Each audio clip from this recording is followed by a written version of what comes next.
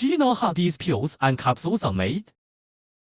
In the dust-free workshop, the workers push the ground powder to the dryer. Set the time and temperature here.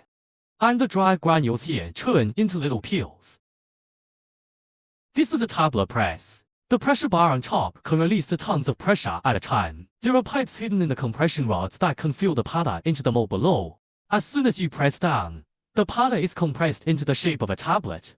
We're looking at this in slow motion. And this tablet press actually makes 5,000 pills every minute.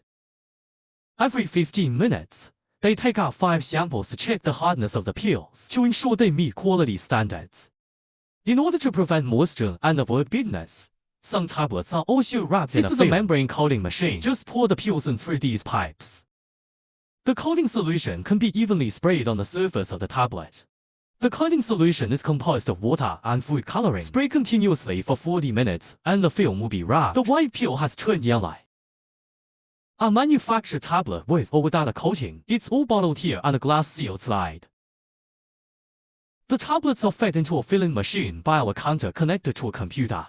The pills will be many and one not many accurately put into the bottle. Unlike pills, the capsule powder is poured directly into the shell. The shell is made of gelatin and is divided into upper and lower halves. The powder for each capsule is filled to the same standard.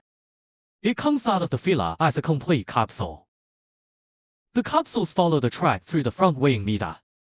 Only capsules that meet the weight standard will enter the following packaging process.